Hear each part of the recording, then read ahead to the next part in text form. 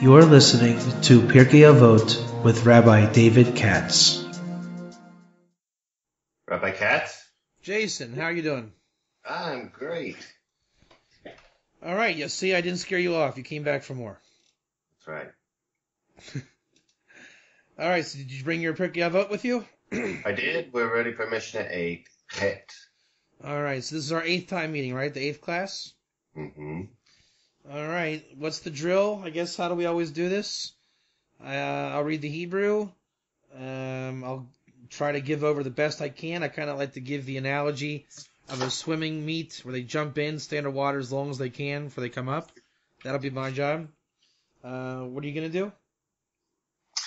I'm going to follow along and meditate on what we're saying and pitch in if I can. From the English. I'm going to do the English. And then hopefully we'll achieve what we did last time. Kind of get it to that place of universal open truth that can fit to anything, hopefully, right? Mm-hmm. I like that. Last time it was good. It was literally so... It was just light, basically. Light and goodness and revelation of God. That just... It goes with anything and everything. So, hopefully, I mean... I always notice that my study partners that it takes a life of its own. If that could be the life that we have in this, then that would be a job well done. So, it looks like it's going there. I think it's going to go there. Let's see if we can get a chazaka. You know what a chazaka is? Yeah. Like it's strength. 2 or 3 times something happens is a pattern. Okay. It's called a chazaka. You can count on that halakhically, right? If every, I don't know how you say this, whatever it is, anything that happens in a, okay, here, I'll give you the Talmudic example. I have an ox, and my ox was perfect and never gored anybody or anything. Mm. That's called tam, perfect, wholesome, complete, innocent. And it gored your ox. So I get a fine, I gotta pay for damages, right? Then, the next day, it gores your ox again. And now you're getting pretty upset at me. And I gotta really control my ox. 3rd time, I gored your ox. My ox goes from the category of tam, again, perfect, to muad, which means, it's hard to translate it literally, but it's blemished, right? It's patterned. It is now a goring ox. Mm. So now there's consequences to my ox. A mumar. Muad, yeah, right? Yeah, but it's a nasty ox. It's never going to go back to being a good ox. And this is where mazel comes in. The Talmud actually says, if my ox gored your ox on Tuesday, and then a week later on Tuesday, and then a week later on Thursday, you might say that my ox is not nasty. It has a tendency to gore your ox only on Tuesdays. Mm. So there's a lot of, you have to take the mazel into consideration, And it's funny because the Talmud doesn't explain why, but I think we can understand why. Like, how about this scenario? You put out your ox on Tuesday in front of the market, right? And I'm always seeing you at the same time. And when that happens, you always buy your tomatoes on Tuesday morning. And my ox really loves tomatoes. So he's going to gore your ox every time it sees the tomatoes. But let's say I got a new job, and I'm no longer going to take my ox there on Tuesdays. I really don't want to lose my ox, and it's not worth losing my friendship with you. So I'm going to go on Thursday. Lo and behold, I see you on Thursday. And my ox gores your ox again. And you say, well, Rabbi Katz, your ox is pretty nasty. I'll say, not really. This time it was Thursday and not Tuesday. See, Jason, you didn't know that my ox is allergic to potatoes. And Thursday is the day that you buy potatoes. And you put the potatoes with your ox next to my ox. So my ox wasn't goring you because it's a nasty ox. You basically just fed my Yetzer Hara of my ox by putting potatoes in front of it, and it went berserk, scratching itself and things, and your ox happened to have been gored. So mazel really does play into the world of damages. Isn't that it's interesting, no? And do I understand this also that the ox is really the left, the Yetzer Hara, and this is actually the people's, even people have mazel where they can say, we don't have a problem, we just have a mazel issue. What does the Talmud say in that exact passage in Bava Kama 2b? A man is not an animal to islay mazla. A man has mazel, an animal doesn't. Absolutely correct what you're saying. Right? So it wasn't, we're not blaming the ox here. We're saying, I put my ox in danger by bringing it to town where it can't resist the tomatoes, right? And therefore I get punished. My ox doesn't pay you out of its wallet, I pay you. Yep. I shouldn't have put it around tomatoes. That's my mazel. Why does Jason Speck need tomatoes so bad? Why are you and I interacting on Tomato Day? That's mazel of man, not the animal. Right. So 100% you're right. It's amazing because the very beginning of Bava Kama, that's one of the two biggest sources in the entire Talmud that there is mazel. Mazel exists, and it's a real thing for men and not animals. And so Rashi explains there that mazel is it's das, knowledge or awareness, that to protect your body. That's what you're saying, like the Yetzer Hara, right? If you defeat your Yetzer, that means you have knowledge or das or awareness, and you protect your actions. You don't say stupid stuff. You don't do harmful things. And then you have good mazel. If you have bad mazel, then you don't have awareness, and you're an animal. You're basically as good as an animal, and you're dangerous that you can attack over anything. But then what you're saying is, underlying premise is, don't judge the man, judge his animal soul, right? You were around him on Tomato Day, and Bob just goes crazy nuts over tomatoes. Right? So, very good. Ready to start? Let's start the Mishnah, yeah? Yeah. Yehuda ben Tabai v'Shimon ben Shatach kiblu mehim. Yehuda ben Tabai omer, al ta'as atzmecha k'orchei hadainin, hishiyu balei hadin omdim lefanecha, yu veinecha kirashayim, uv'shiniftarim lefanecha, yu veinecha kizakayin kishikibu leyin et hadin. Okay, I'm going to give my literal rough translation. Yehuda ben Tabai, one of the sages of the Talmud, and his contemporary Shimon ben Shetach, they received from Natai Arbeli and Yeshua ben Prachia, who came before them. As you want to go, why don't you just give that over real quick, Jason? What we were talking about last time we ended class, about the generations after the elders. I think you have a lot to say about that. Remind me again, what? About how the students differ from their mentors. Oh, okay. What we were talking about previous. Yeah. I think that every student learns from his master, and his master knows the material more than the student, always, every circumstance. And so whatever the student learns, he puts into effect and finds out that he makes an error, probably somewhere, and then he seeks to clarify his learning. He's not telling you exactly what his master told him. He's telling you it with clarification or qualification, or he is trying to explain something that he gained further in his experience with his teacher's education. That? So very much like father and son. Yes, exactly. So I'm going to challenge you. Oh, boy. You're wrong. No. Here we go. Here's my challenge for you. Ready? Think quick. Look in Mishnahs 6 and 7. Yep. And let's consider them the fathers, the Avot. Mm-hmm. Remember, we're doing Pirkei Avot. Maybe that's the hint. No, I Seriously, see the hint. I see the hint. right? Ethics of the fathers. That means that's the whole thing. So wherever you are in the Mishnah, what came before that is the father. Yes. Tell me in 6 and 7, and I'm just off the hip here. I don't know myself, obviously. But in 6 and 7, tell me what was said in that our Mishnah 8.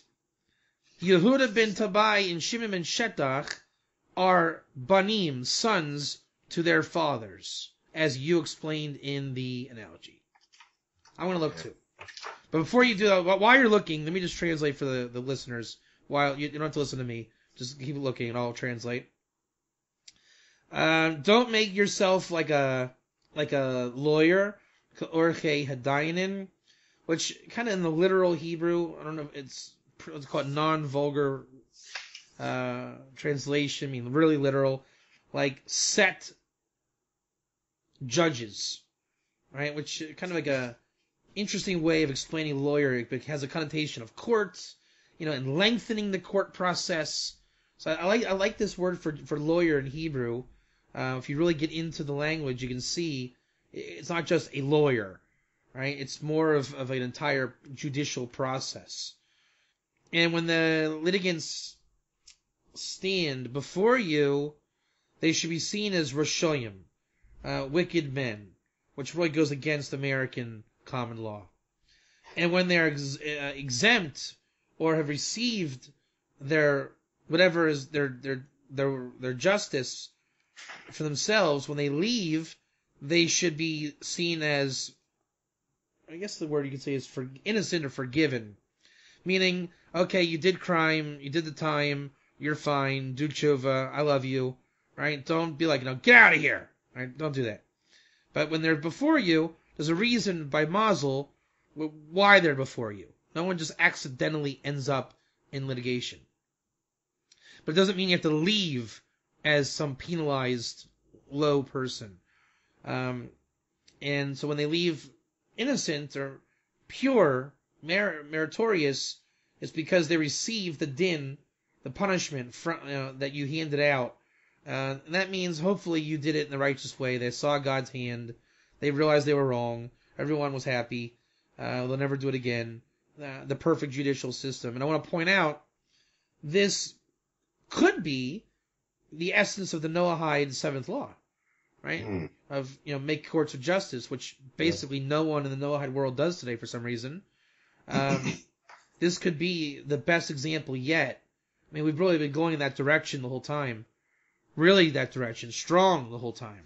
But this one really is kind of if the other ones were pshuto, kind of like an allegorical based in, your house is open, and don't talk to people that are antithetical to your cause, but make for yourself a rav, da-da-da-da. But here it's pretty straightforward pshat, simple meaning, you're in court, here's the deal, here's how you should leave court. Okay, I'll turn it over to you. Okay. Well, I think you've struck the chord of my whole punchline here. Go ahead. And let's go back to even Mishnah 1 here.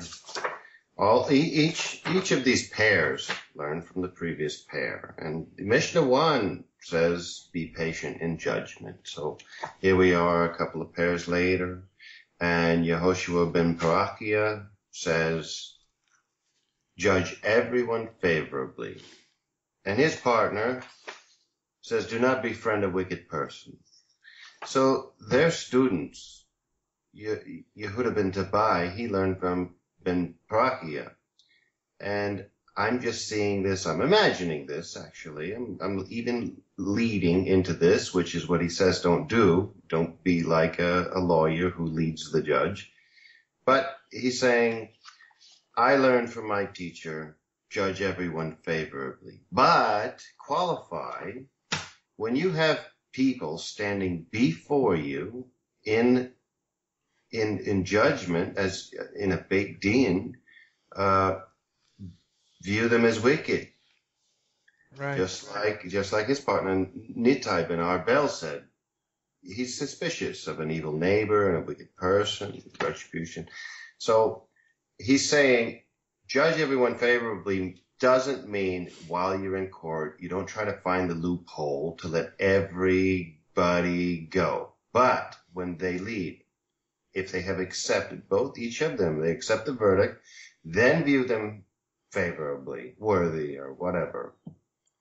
It just seems like he's polishing up something that he may have had a difficulty in. And I looked it up actually, and they say he did have some kind of a snafu that happened in a court case, and he refused to ever pass judgment without asking his partner Shimon Bishetak again.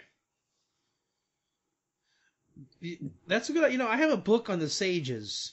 I just realized. I want to introduce our rabbis from this authoritative book I have every week. That would be great. Yeah, I just realized how great that would be.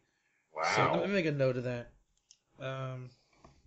Use sage book with Jason. Yeah, that will be a very powerful tool. Who's the author? Because I found one and I was like, I should buy that. I'm not sure. It's a compilation. They just extracted from the Talmud literally. But it's awesome. It tells you all these guys will be in there. So that'll be a great addition. Yeah. And just hearing you talk, man, I don't think my mind has ever been as blown as it is now. I mean, Pirkei Avos has been learned so many times. Maybe the most of the entire oral Torah, this. Yeah. I mean, this is like classic ABC 1, 2, 3 in terms of, philosophy, hashkafa, which is like how to view the Torah. It's in every siddur, okay, every prayer book. I mean, if you're not a human being, if you're Jewish and you didn't read Pirkei Avos, it's just that classic. It's like saying you went to elementary school but you never learned the alphabet. It's impossible. And ironically, after 15 years of being involved in this stuff, I have never heard one chiddush or novel insight on Pirkei Avos. You can say it's an angle, represents, like you're saying, the Yetzer Hara, the Maral everyone has a commentary like we've been saying. But they always bring it like Lefi Pshuto. Remember what Lefi Pshuto means? It's the rabbinic reality. Which is not bad. It's just the rabbis take the text and they make it into a further learning seminar, right? Acquire for self a Rav. That's Moshe Rabbeinu, to Aaron, right? Well, it's not, but that's not exactly what Yehoshua ben Prachya meant, right? In the most literal sense, right? As he came after Moshe Rabbeinu, so you can take it to that analogous kind of rabbinical reality, and it's great stuff. It's like Midrash. It's wonderful. But where does it help me in my life? Like, does anybody talk about Pirkei Avos in its own sake? And just looking at this, man, look what happened from 6 and 7 to 8. Yeah. Number one, we went from all this judgment stuff, right? Like you're saying, judge righteously and favorably, da-da-da-dee-dee. And then by 8, we jumped into court. And it's like, where'd that come from? Yeah. Nobody ever thought that it was an extremely logical extension. And like the fathers teaching the sons. It's like, what else could be said after 7 than 8? And look at 7. Here's a couple of old guys with their protege students, right? Mm-hmm. Jason, this is how it's going to be. Okay, you say, yeah, tell me more. What I've learned in life, Jason, you should really make for yourself a Rav. You should have someone that when questions come up, you have someone to go to for your questions that can give you straight answers. Jason, you should acquire for yourself a friend. If you have a friend, you'll stay out of trouble. You'll always have an advocate on your side. You'll stay on the good side of the world. Jason, you should really judge everybody favorably. You never know who actually did the crime and who didn't. You'd be very surprised to find out how innocent people truly are. And then you're, huh? And then your uncle says, Yeah. No, no, no, no, no. Exactly. Get out of here. Jason, listen to me. Get away from those bad people. They're going to do nothing but get you in trouble. Trust me, I've lived it. Jason, please, just don't hang out with the bad crowd. They're guilty. They're always guilty. They're no good. You know what happened when you were 12. Stay away from those guys. But don't fear retribution. You're going to mess up. I messed up. I don't know how many times I messed up. Ask your dad. And I'm still taken away. And Jason says, hey, Dave, come here. Listen to this. We listened to that generation. We are like a mother pregnant in the womb. And we say, or they say rather, Jason, make for yourself a judge and stay away from bad people. Oh, kind of like be a lawyer? That's a good idea. We'll set it up. We've based in. People will come to us. We can charge money for, the courts and make, have support the congregation. We'll have lawyers and judges. And you're right. When they stand before us, they are wicked. Just like they said. They're totally wicked. Why else would they be here? And you read through 6, 7, and then 8 is like the Malchus, like the revelation of what was germinating in 6 and 7. 8 is really the revealed world of the potential world created by the fathers, the elders. 8 is the sons who made that world. It's beyond belief what's happening here. I see.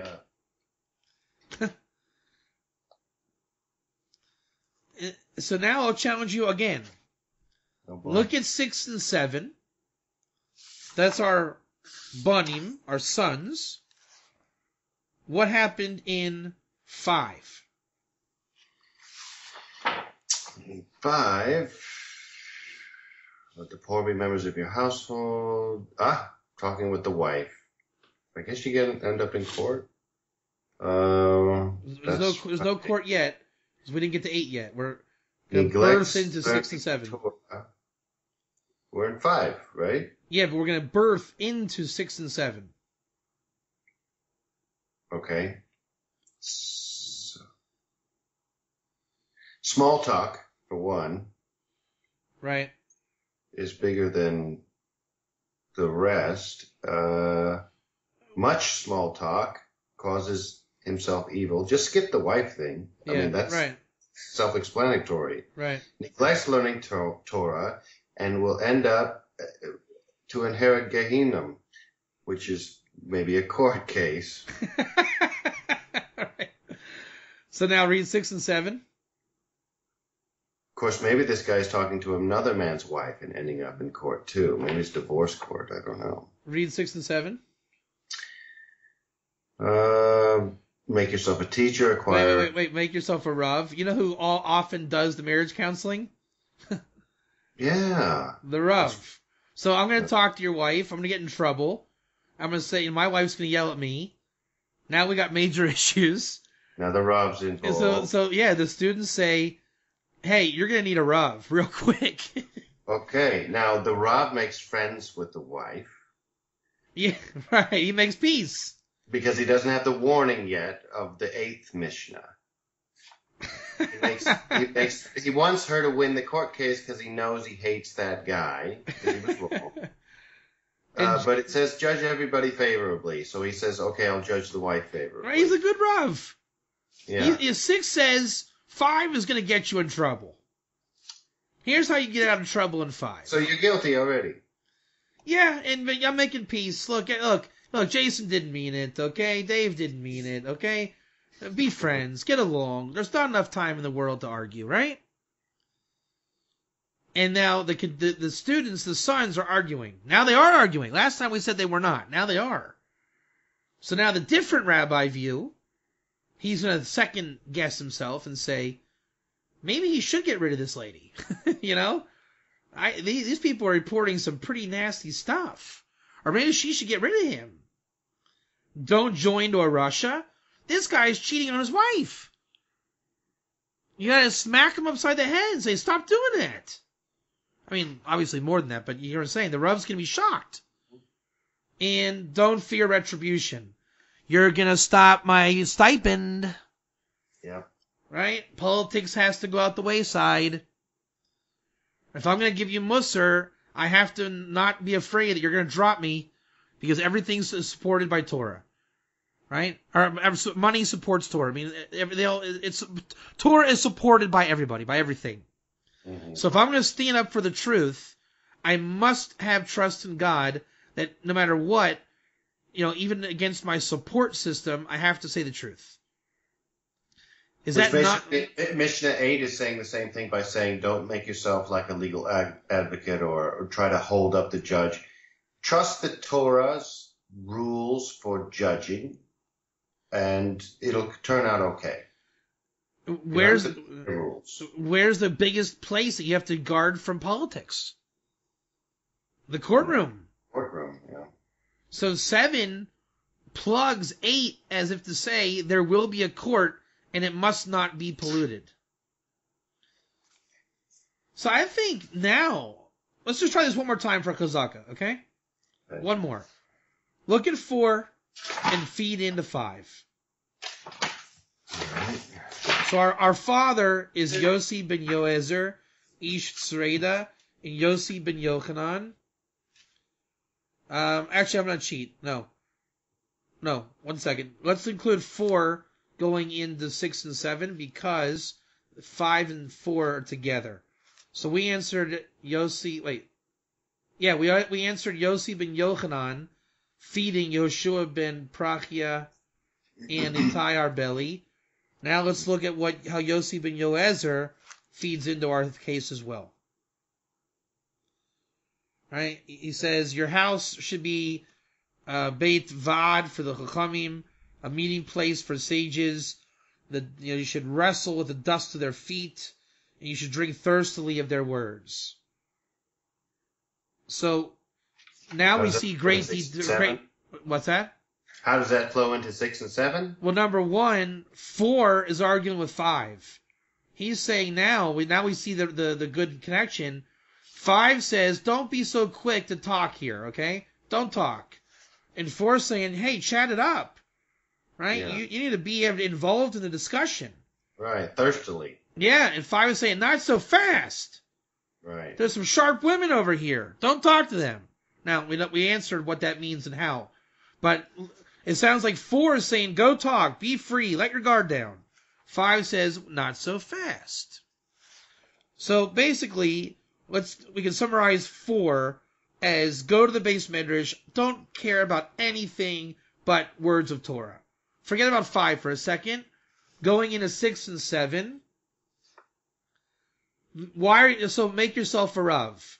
Now that you're here hanging out, he's going to say, you should be serious, Jason. You come every day. Did you ever think about, being serious in your discipline? Have a rabbi? Someone you can talk to? Acquire a friend. Don't just come and leave. We're people too. You can be friends and talk. Judge everyone favorably. Don't come here and expect that if I argue with you, I hate you.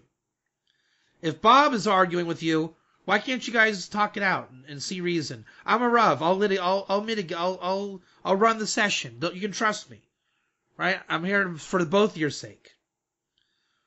Or distance yourself from someone wicked.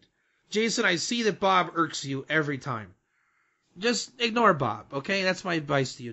Just leave Bob alone. He's on his own path, right? Don't be bothered by Bob. Don't join a Russia. Jason, you need to know that if you have a hard time, this might not be for you, right? Vice versa. If you're the bad guy, Jason, I need to know, don't give this guy the time of day. He's coming to prove things that are not true. And don't fear retribution. Jason says, I'm going to tell everyone Rabbi Katz is an animal. All right, bye, Jason. Have a nice day. I just saw another connection. Yeah. Between 5 and 6 and 7. Yeah. We have a problem with a man and his wife. Yeah. in so many words here. And 6 is arbitration. Right. Judge everyone favorably. You got a friend. Get yourself a Rav to have a counselor. And 7 is really divorce. Distance yourself from that guy. And then you end up 8 in court, and you judge both of them wicked until it's over, and then you give them both favor. That's it. Because it is Torah. Sometimes it has to be done. So let's keep this thread going. It's fun. It's even a mitzvah, right? Yeah, that's right. Moshe got divorced. Right. So let's back up even further. I like this. Let's take it all the way to the top. This is going to be great. Tell me how 3 feeds 4 and 5. So don't be like the servant who just wants to be Yotzi, right? Just getting by on very little, right? Rather do it for the sake of not getting by and have the fear of heaven on you. So don't be, I mean, basically in 2 sentences, be lishma, learn Torah for its own sake, and don't learn Torah for the wrong reason. Well, if I'm going to plug it back into Mishnah 5, which seems to be the corner or the oddball, I'd say again, if 2 people are married, don't blow it. Don't serve yourself in your marriage. Serve your master, which is your spouse, really, for each one. Not a master, but, I mean, your service is supposed to bring peace in the home and that. And let the fear of heaven be upon you. The fear of heaven is, if you screw this up, you'll end up in court. Yeah. She's not your slave. Right. Point blank, yeah, man. Don't be like a servant who serves their master. That's the wife. She's not a servant. He's not a master. Right. He's only interested in the reward. Right? Do my laundry, cook for me. Right, that's the master's reward. Yeah, he's only interested in the reward. Yeah. And when you're not interested in the reward, meaning she's a person, she's not a slave. You serve the husband or you serve the wife, not in order to receive a reward. Then the fear of heaven will be upon you. Then the fear of heaven, and which means the Shekhinah is in the home. And then there is no divorce court, Jason.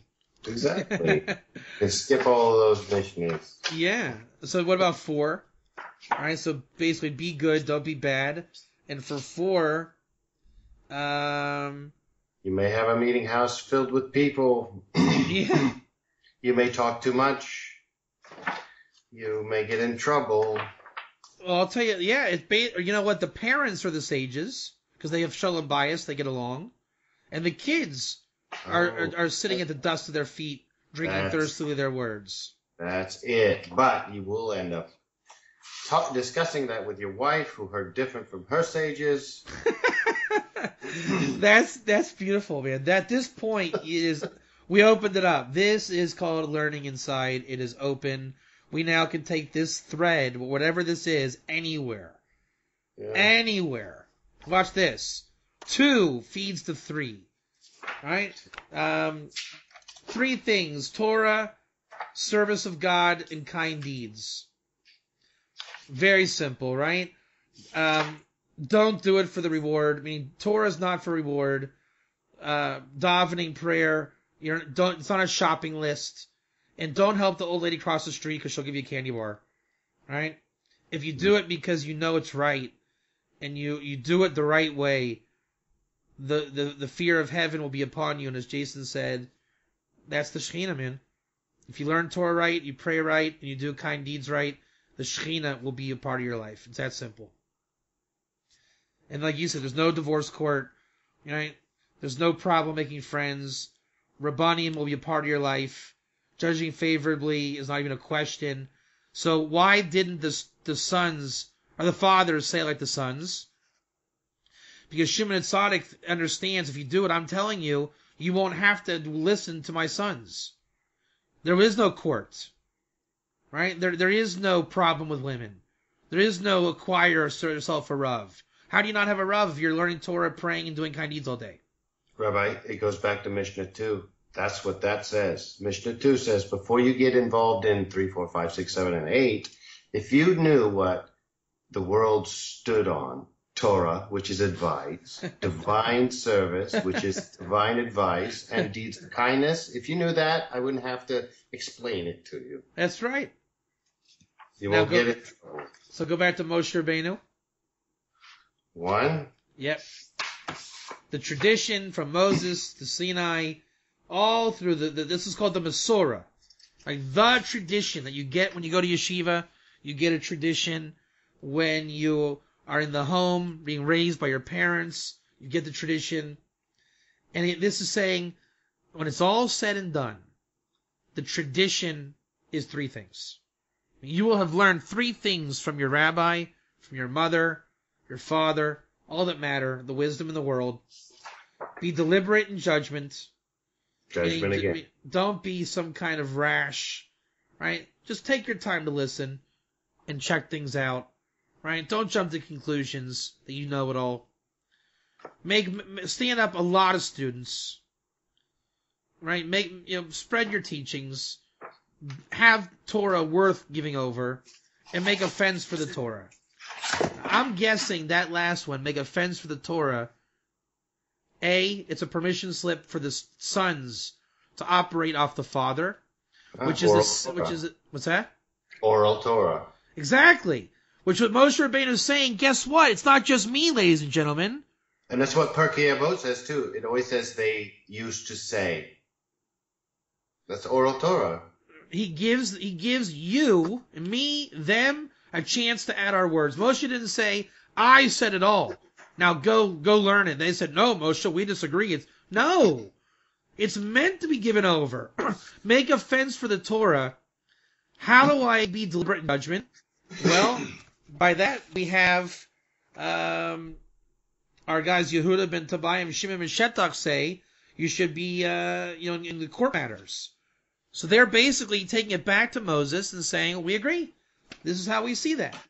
So I'll hand it off to you, Jason. How do you see 1 going into 2? Going into 2, I was going to bring 1 back to the prologue. 1 going into 2.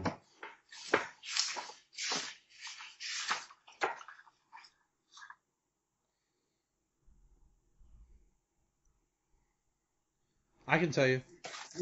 Torah, make a fence for the Torah. Deliberate in din, kind deeds. Avoda and prayer, stand up many students. Notice it says stand up many students. How do you learn Torah? Sitting down.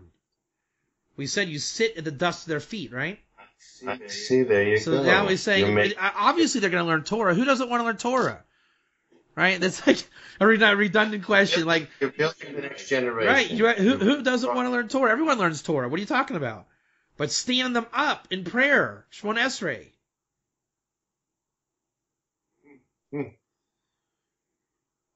Oh. It's not good enough if they sit down. We know they're sitting down with you.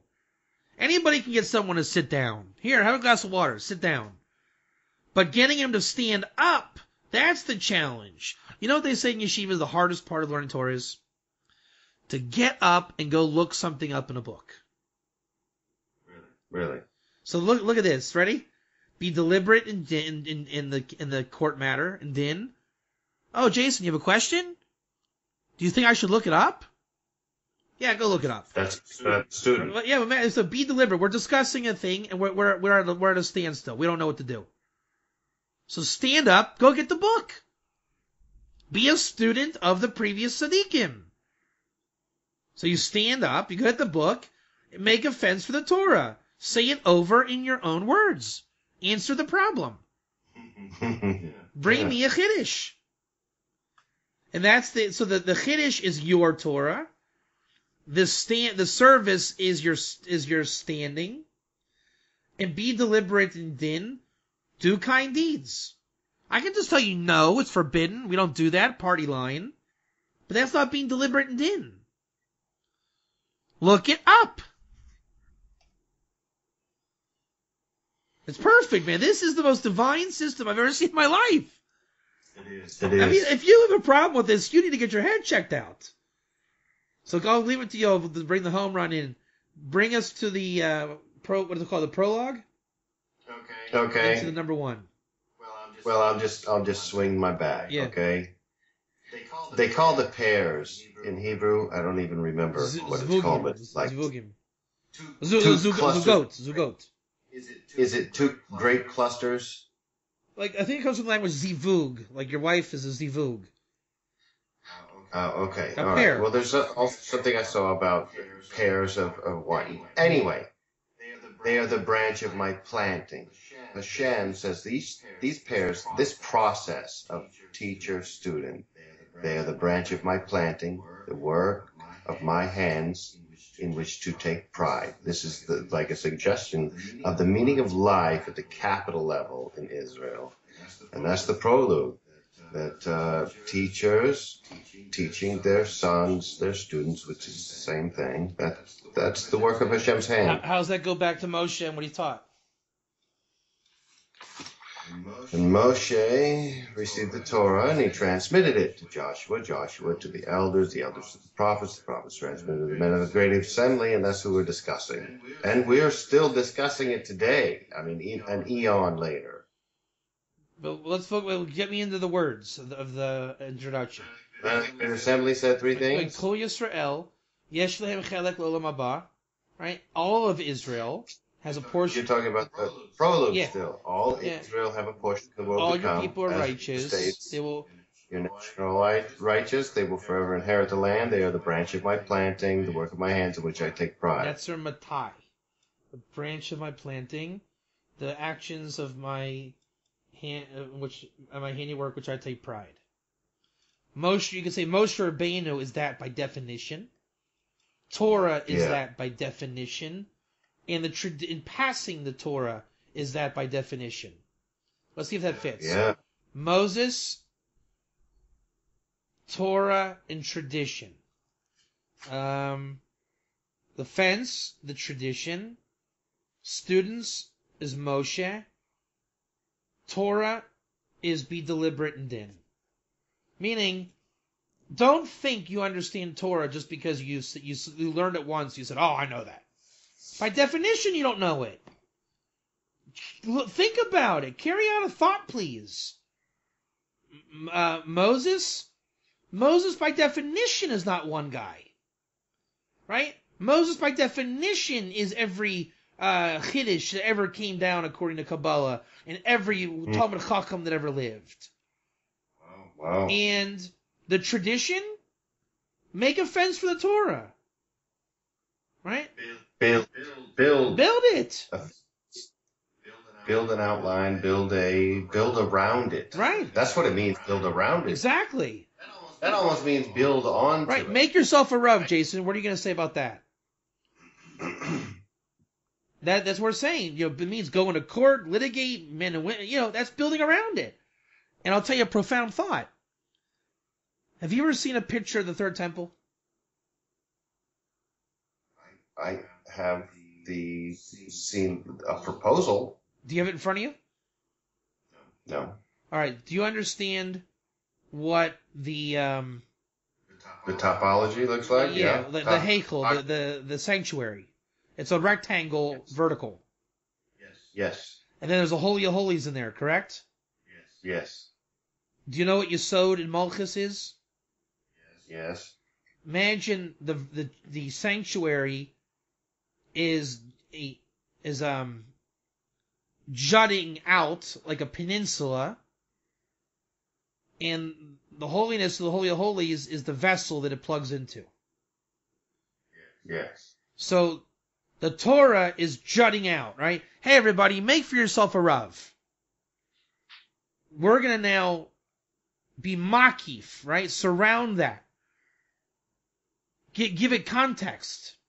Give it meaning. Give it definition. Give it an example, right? Give it life. And then every Av, father, followed by the son, did that. By the way, what's in the Holy of Holies right now? A rock, right? Mm-hmm. Right? The foundation stone. Yes. How do you spell rock? Selah? Evan. Evan Evan. Hashtia. What is Evan? Aleph Beit Nun. Do you get that? Ben. Av, Ben. Father, son. Ben. Wow. Incredible. And now I have a premonition. Let's see if I'm right. The prologue introduces from a pasuk, a verse in Isaiah 60:21. Let's see if it fits our little scheme here, right? Let's look at the commentaries and see if it really is a verse of destiny. Ready? Mm-hmm. And your people, all of them are tzaddikim. Certainly they will inherit the land. Netzer Matai, branch of my handiwork, that I take pride in. Now, I will give you a hint off the top of my head. The word for netzer, how does he translate netzer? Branch, right? There, you know my work of Mazel a little bit, right? Yeah. The Rizal says the Mazel comes from the word of two mazalot up above. Notzer Chesed, the treasury of kindness, and cleaning iniquity. These are the 13 traits of rachamim, of mercy, that you say every day in prayer, correct? Mm-hmm. The Rizal says those two attributes, the 8th and the 13th, are different and special from all the other 13.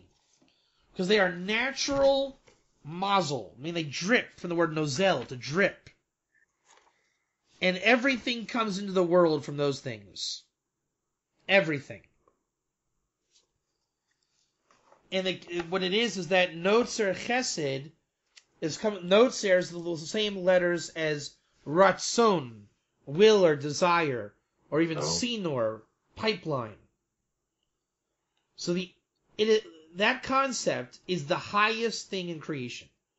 The meaning of life comes from the word Notzer.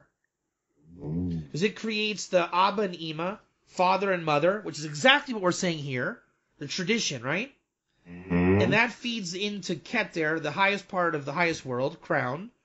Ultimately, for the sake of Zeranpin, the son attribute, who receives from his parents and his grandfather, where he connects to God, and the Shefa, the bounty, comes to him in prayer, through the merit of his learning Torah, and then he gives that over to the world as an inheritance.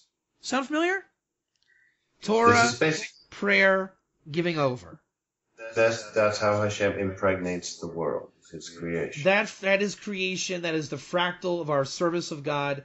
Pirkei Avos is saying that over and over and over and over and over and over again. It looks like it. That's it. And so now our verse has the right word, netzer. Let's look at the gematria netzer matai. 290, 340, 380, 459, 465. Doesn't exactly work. Let's see here. Netzer matai.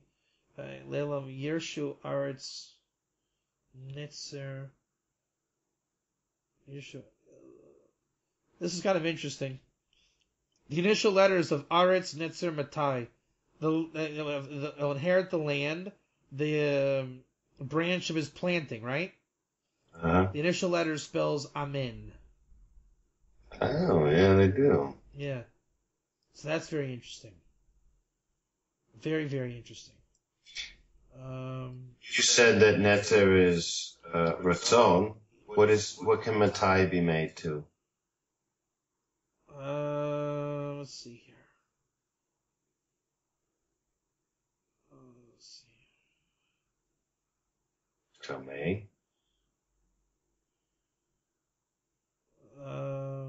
40 and 110, 119. Not so much. It's kind of hard. Let's go in the commentary and see if we get inspiration. Okay. This is the Targum, the translation, Targum Yonason. Vamicha kulahon zakayan. So don't say righteous. How's the translation of righteous? Wow, you're gonna love this. You're gonna love this. So I would say it's be righteous, like some kind of saint, right?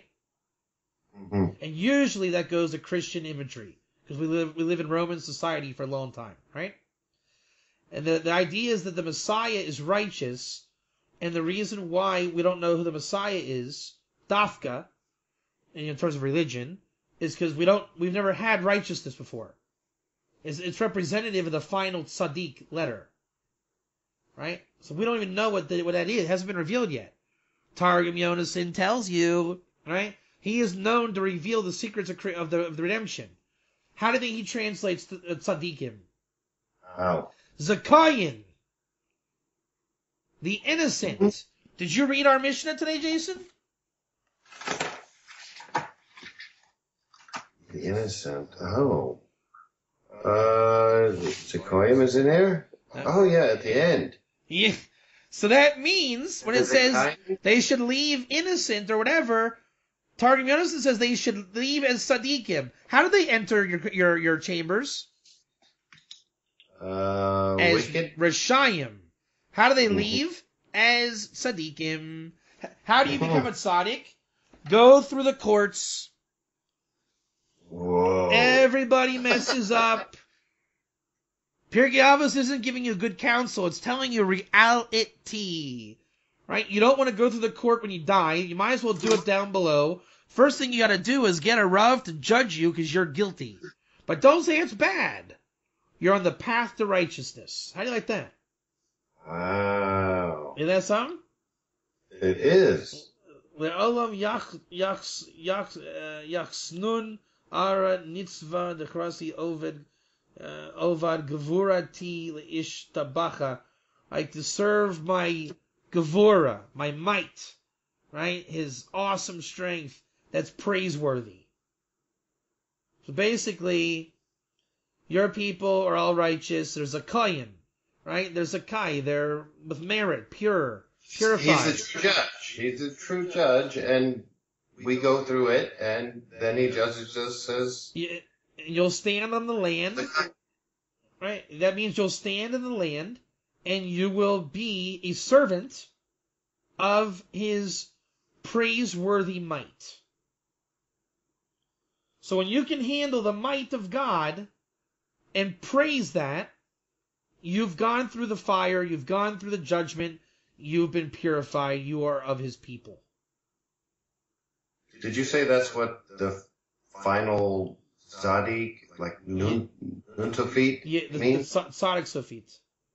Tzaddik Sofit, so that's the last letter of Eretz, the land. Yeah, also the first letter of Tzaddikim. Right, so they're combined. Yeah. Right. And that you have to say very good. You know why? The whole idea in the Sulam commentary of the Zohar, the final letters, they're all doubles. Like Paked Yipaked, he will surely be redeemed. So what's the double tzaddik? You just said it. Tzaddik Eretz. There's your two tzaddik. The two, you always have to have two. So the Eretz is inherited by the tzaddik. You have to know what tzaddik means. So it means Zakayin. And again, Zakai means purified, innocent, absolved. Right? The 8th mazel becomes the 13th mazel. That's the essence of it. Right? You inherit God's goodness when you have gone through iniquity. I mean, that's how it is in the repair of God's mercy. Right. And the tzaddik who does tshuva is higher than the tzaddik who is always perfectly righteous. Absolutely. So, hold on, just looking up more stuff here. That is profound stuff. Hold on. Ha'am hanishar becha ye kulam tzadikim ki rashoyim yichlu bechevle Mashiach. That who's left over are the righteous, and it's the rashoyim that will die in the birth pangs of the Messiah. When litigants stand before you, feel them wicked, but when they leave, having accepted the verdict. So what is the case? Same thing. So what's the end of days? It's this. It's Mishnah 8. Yeah. The judgment of the wicked. Yes. But they'll do tshuva, or they will...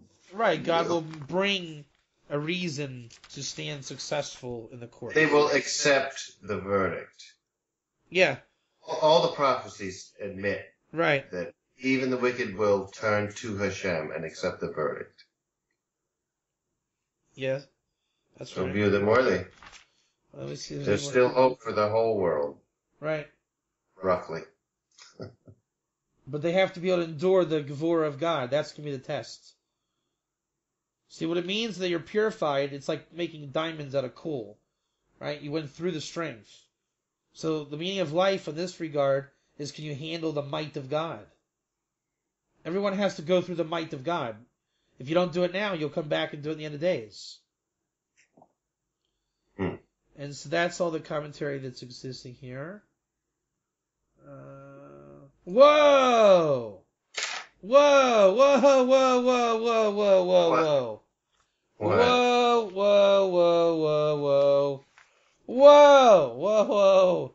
You know what the next verse is? Next verse where? Oh man, in that place I'm at, Isaiah 60 verse 21. You know what verse 22 is? What? The small one will be to you as 1,000.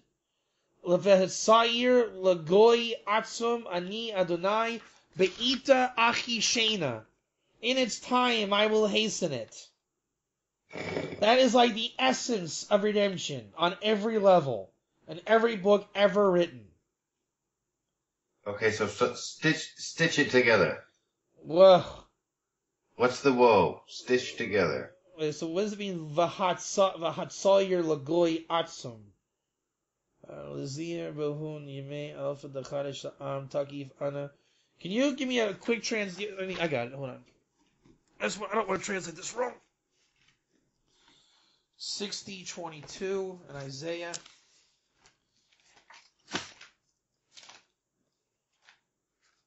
This is pretty cool. That's all I can say.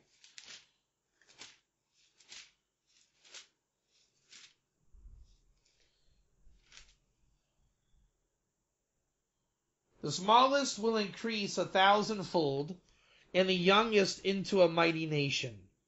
I am Hashem, in its time I will hasten it. This is the idea of the Vilna Gaon. This is like the essence of the Vilna Gaon's Kol Torah. 999 levels of righteousness, Dafka the Tzaddik, and the Hashem is the only one that can give that final Aleph. Yeah. And so the Gematria Hakaton Ye Le'elef, I think it's Paraduma. Let me see.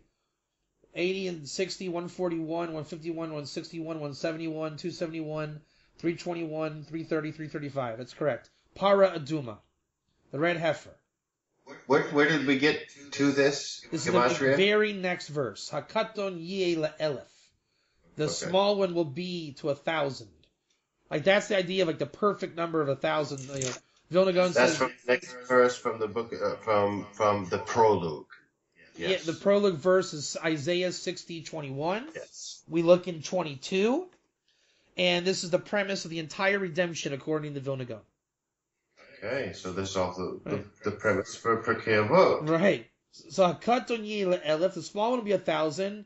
V'tzair lagoy atzum. Right? And how do I translate this? The small one will be a strong nation. I am Hashem. In its time, I will hasten it. So maybe the strong one will, with strength, overcome being a goy. Well, yeah, but not really the pshat so much on that one. Yeah. But so this is the keys of how to hasten the redemption. Okay. So I think what it is by going through 21, the more you subject yourself to zakai, true righteousness, by being the Rasha in the middle of the court, right? Subjecting yourself to that punishment and coming out purified and innocent. That's how you inherit the land. Like the meek will inherit the land. And the paraduma, as we know, is the purifying waters. You become strong.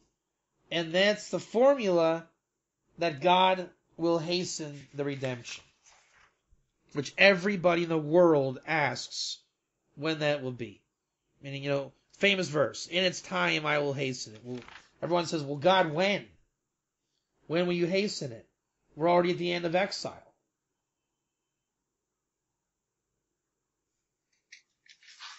That is the question. And this is telling you how. This tells you how. Zo satova sha'ani miftachim ani Adonai asena shehechalus biyadi v'amar bi'ita v'amar achishina amru zo zachu achi. This is what it means in the Talmud. When it says, if they merit redemption, it'll come in the clouds of heaven. If they don't merit it, it'll come from a donkey. So how do you merit? Now we know. Pirkei Avos tells you the merit. You have to win it in court. If you don't win it in court, you're not Zakai, you come on a donkey, which a donkey plutzes along. Court, as you know, when it's in your favor, there's nothing faster than a court case when it goes in your favor. When the mazel's on your side, chick-chock. You say, wow, I got lucky. Okay, so the redemption will come like a court case in your favor. Yes. Or if it doesn't, then it plutzes along. Yeah. So, be'ita, begat es ha-yeshua v'hanachon. Right? When it comes in its time, when it reaches the time of the salvation.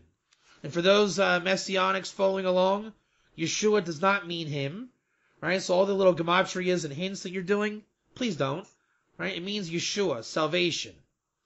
So as it says, when the time comes of the salvation, which is another euphemism of the redemption, or the Redeemer time, the final Redeemer. Actually, wouldn't salvation be a euphemism for the redemption that comes early? Yes, that's exactly how King David describes it. King David is always saying in Tehillim, God, this is horrible, they're killing me. God, where are you? God, what is this? What are you doing? Oh, thanks, God, there you are. Oh, hallelujah, God, I love you. You're always there for me. Thank you.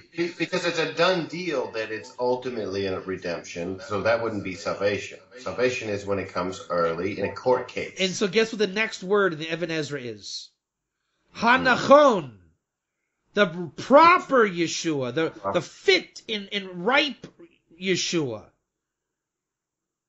Right? Yeshua Notzri, what he represents is Dafkin, not Nachon. Right. Nachon means like, we could have ended this class 45 minutes ago, right? Yeah. But look how much we would have missed. This is Nachon. Nachon means your steak came to you really pink and ready to eat.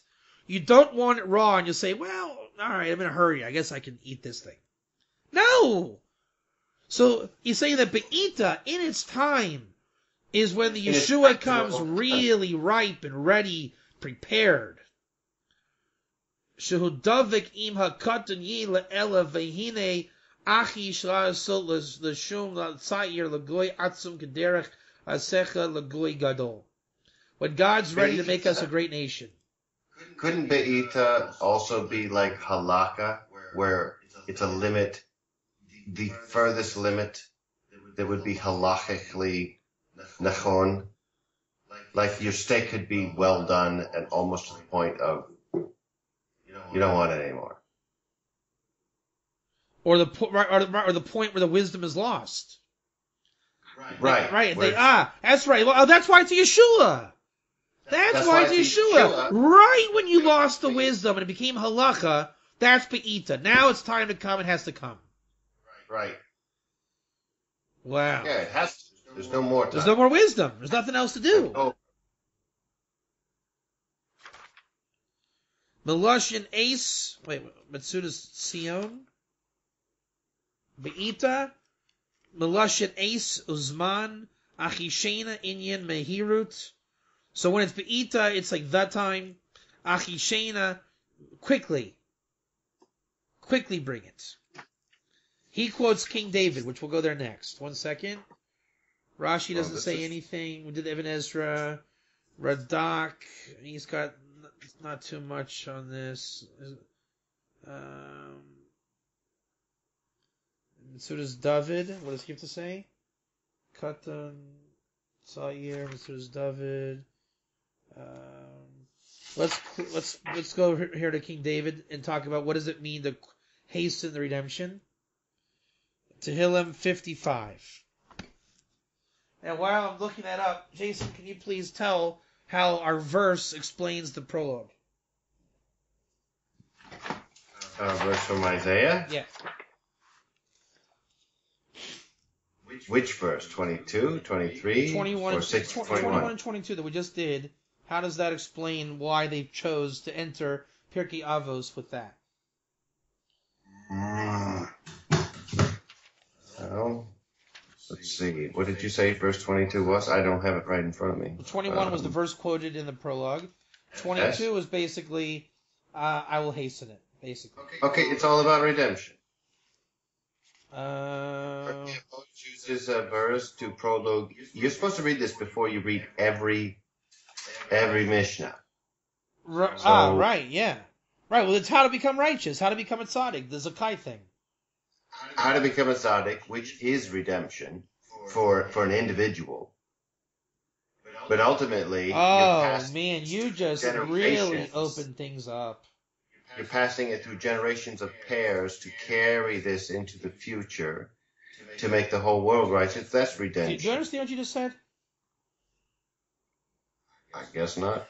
You're saying the keys of redemption are in Pirkei Avos, and it's handed down in every Mishnah, and your personal redemption is the fractal story of all of Pirkei Avos, and then it's handed down in tradition and pairs and all these things. And if you crack the mochin of what we just said, you will find your redemption and help bring redemption to the world.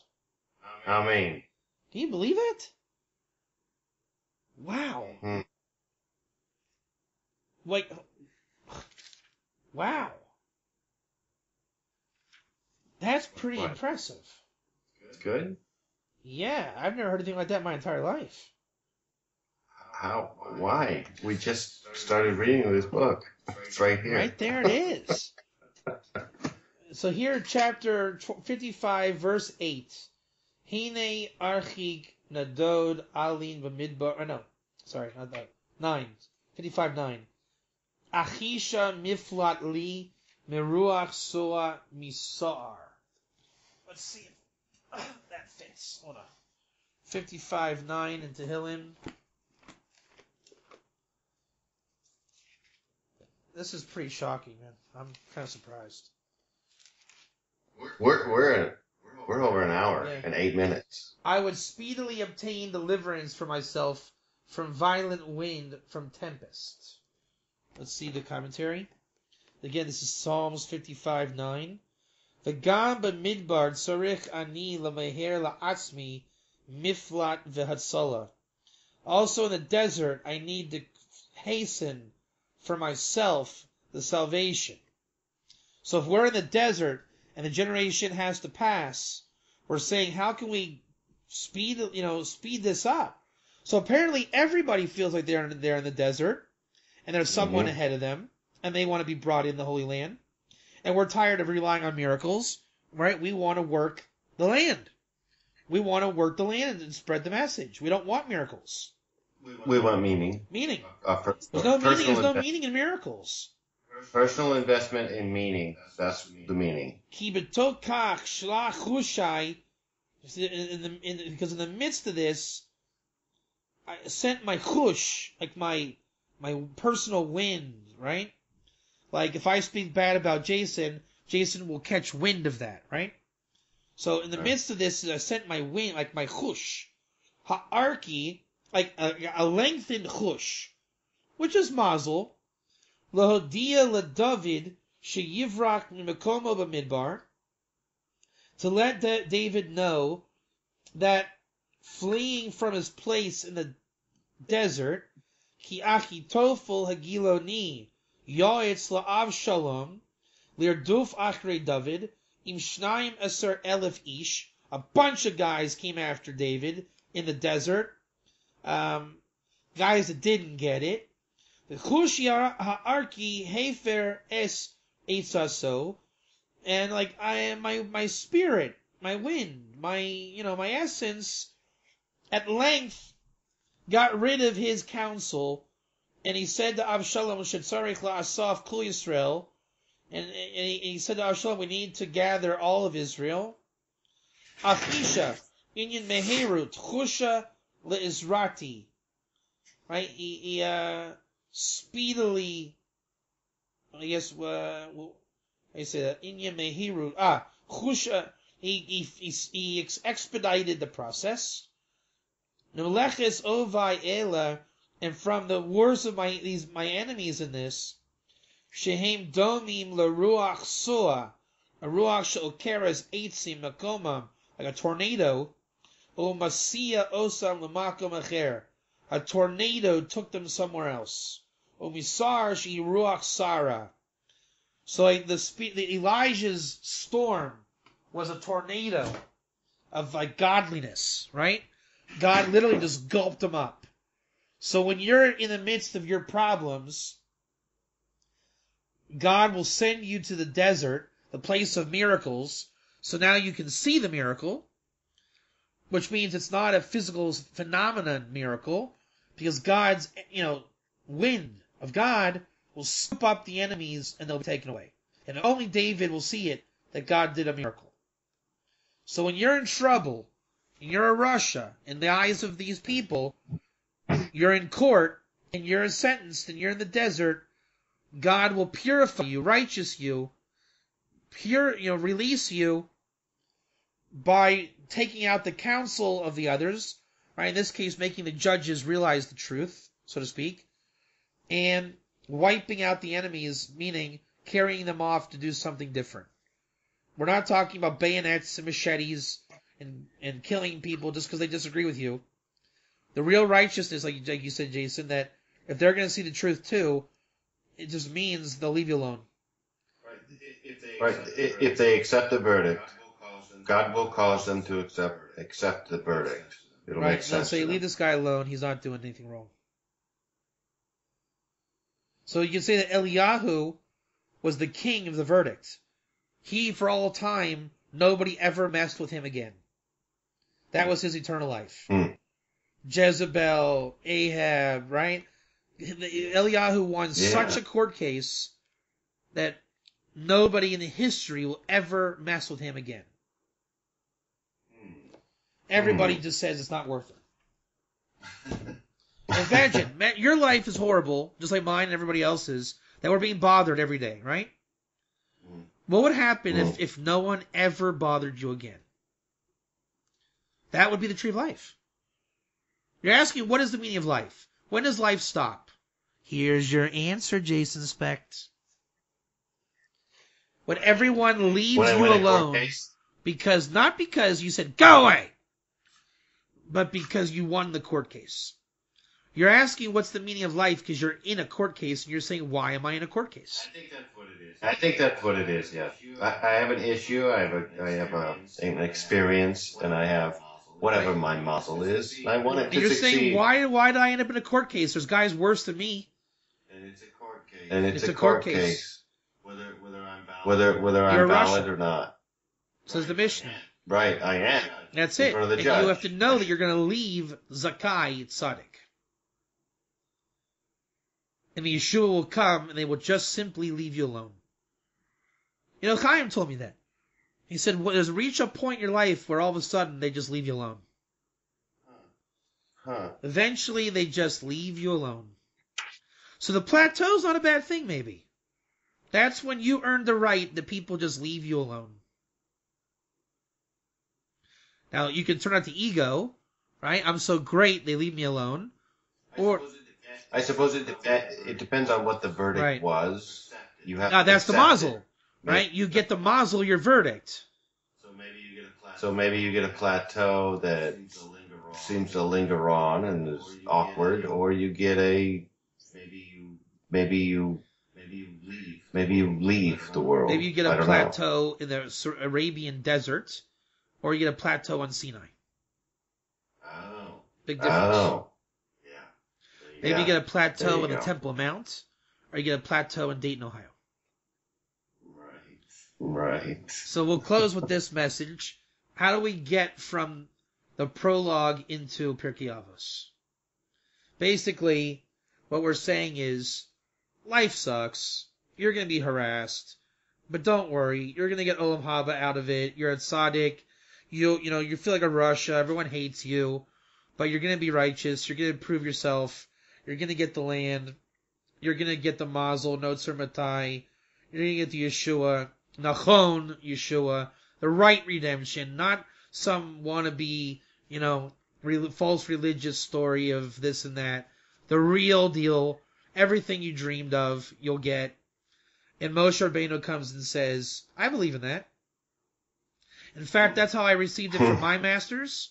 And I'm going to hand it over to my kids, and they'll say they received it from their masters.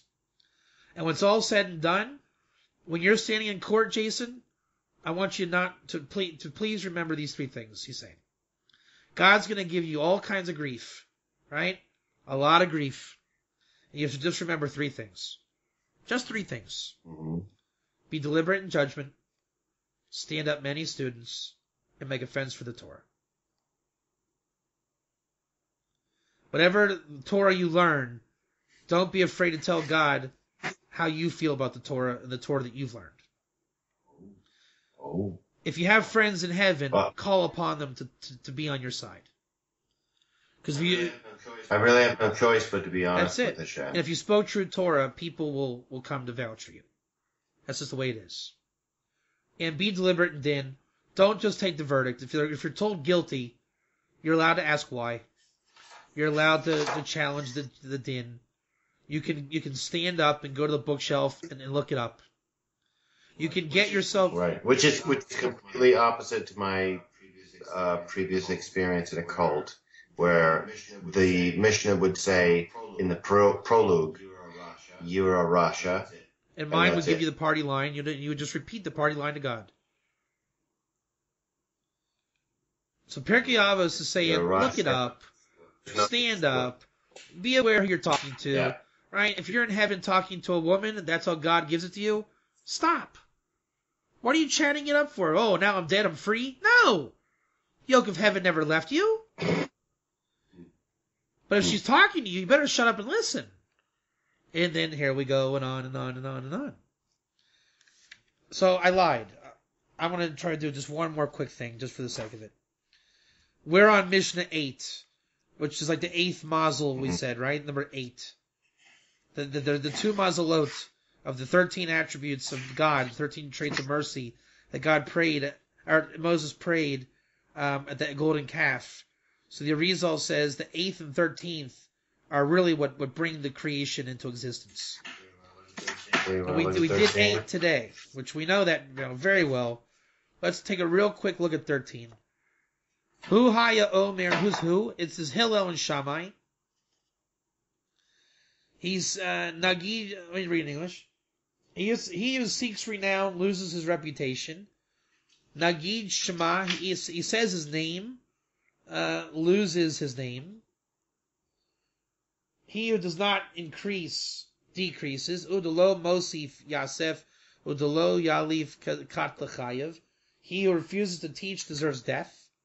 And he who exploits the crown of Torah shall fade away. The Ishtamesh Bataga Khalaf. If you're teaching for your own name, right, we say that there's 4 crowns. Crown of Torah, crown of Kahuna, crown of Malchus, and the crown of a good name.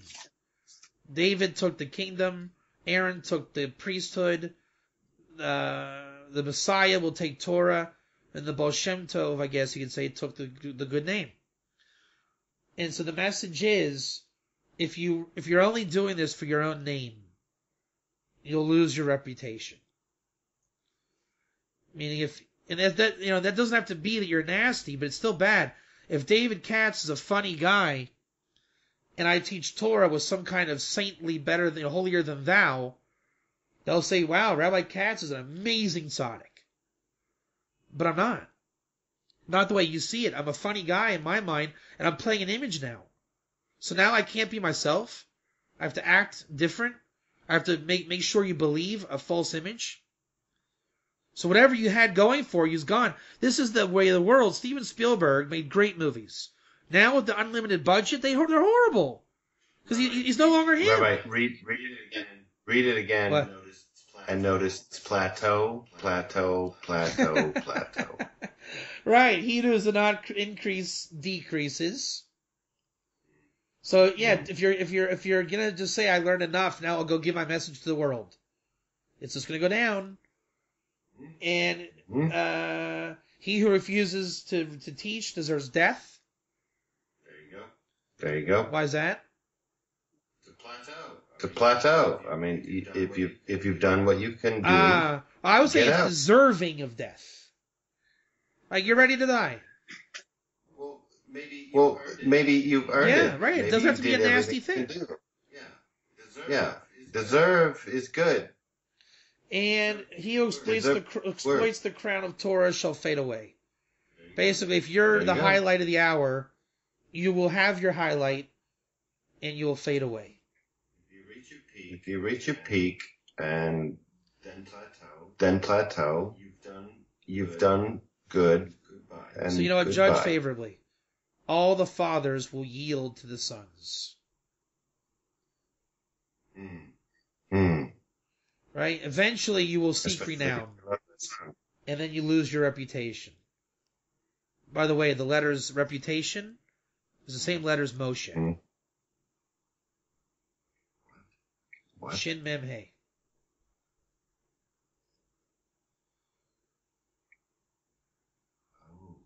Oh, yeah. So the best of men, right? If you don't add, you decrease. Eventually everyone stops adding. Right? You know, even Moshe at the end, that was it. You have to pass on to the next generation, otherwise you defeat the whole purpose. If you don't, if you refuse to teach, you deserve death. How did Moses die? They asked him the halacha with Zimri and Cosby, and he refused to teach the law, and Pinchas, our guy, Eliyahu, stood up and gave the law, the only guy to not have a reputation, to not decrease, didn't refuse to teach. He's still teaching today. For that reason, he's the Messiah, says the brisker of Pinchas Eliyahu, because he restores the Torah in every generation. Moshe comes back in the spirit. Eliyahu is the revelation of Eliyahu. Mem Aleph Mashiach Eliyahu. Moses buried the law. Pinchas stood up and delivered the law. And whoever exploits the crown of Torah shall fade away. It's crazy. I think this is the difference between Moshe and Pinchas and Eliyahu. Not to say that Moshe exploited the crown of Torah. I think that Moshe did not gain the crown of Torah. He was not the Messiah. He took the crown of prophecy. Right? Also, David did not take Torah. He took the crown of kingdom. Pinchas Eliyahu, that is his gift. He is the one who took the Torah. I can read you what the Brisker Rav says. Hold on one second. We'll close to that point. We'll close on this point. This time I mean it.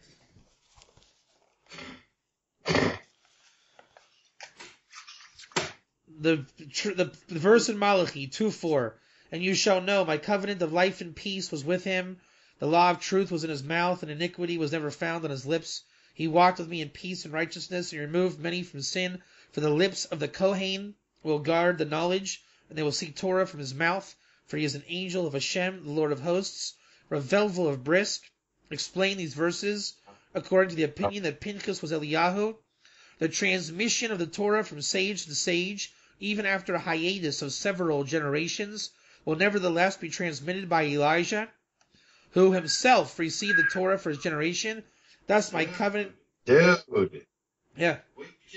What you just said means this is... Thus my covenant of life and peace was with him, refers to Pinchas, who received a covenant of peace from God. Hence, for the lips of the Kohen will guard the knowledge, inasmuch as Pinchas, who was a Kohen, will preserve the Torah and tradition. For the Jewish nation, they will seek Torah from his mouth, since from him the Torah will be sought and restored to the Jewish people. Rav Velvel's father, Rav Chaim of Brisk, who, by the way, is the biggest ger advocate that ever lived in the current generation, explains why Pinchas deserved to be the one who safeguards the Torah and tradition throughout the generations and restores it to the Jews. During the incident of Zimri, the appropriate halacha was buried by Moses, and only Pinchas could recall it. He told Moses, I learned from you that if a Jew has relations with an Aramean, by the way, it's very much the ger Jew. In that case, there was an insincere convert. You have a zealot can kill him, but the inverse is a ger tzedek woman with a Jew, which only produces the Davidic line through Judah, Ruth, and that whole story. So you see how holy that is. Referred to the Yafar Toar mitzvah. That's my little addition. Moses replied that the one who remembers the halakha at that time, it is appropriate that he be the one to restore the law to the Jewish people at the end of days. Thus, in clear reference to Pinchas Malachi states, the law of truth was on his lips. Pinchas had made immediate recall of the appropriate halacha. There's that word halacha, like the restoration of the hidden ancient wisdom that was forgotten. And he removed many from sin. So you see, Moses made the halacha, and Pinchas said, that's not the halacha, I'm bringing back the original wisdom. That's why Moses couldn't remember the halacha. Well, he's and Pinchas performed the act of the wisdom. Yes. The wisdom. And that's right. Moses couldn't because the wisdom was gone. No one would have understood it. So Pinchas had to bring back the wisdom, counterproductive to the halacha that we forgot the halacha. We forgot the wisdom. And then he restored that wisdom for all of time. And he removed many from sin. See how he removed them from sin? By bringing back that wisdom. In that he prevented others from following Zimri's example. Therefore the lips of the priest will guard the knowledge, and they will seek Torah from his mouth, also in the Messianic era. Amen. King Yeratzon. God willing, we'll see the redemption soon. Amen. Coming. See you next time. Thank you, Rabbi.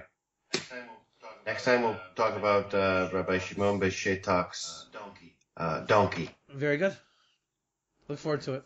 All right.